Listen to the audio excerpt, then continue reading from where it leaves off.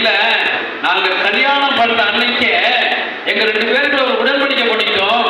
என்ன உடன்படிக்கைன்னா, நீ தனியா இருக்கையிலனா உன்னை நான் திட்டுவேன்.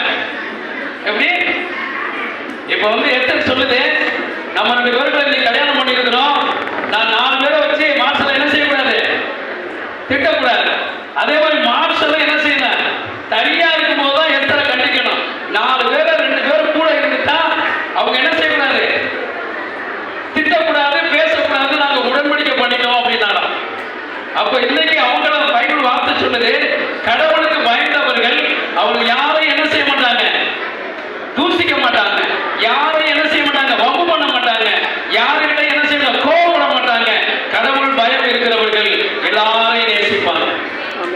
ஏசப்பா பயம் இருக்கிறவங்க எல்லாரும் என்ன செய்வாங்க, நேசிப்பாங்க. அவங்கள்ட்ட கசப்பு இருக்காது, அவங்கள்ட்ட வெறுப்பு இருக்காது.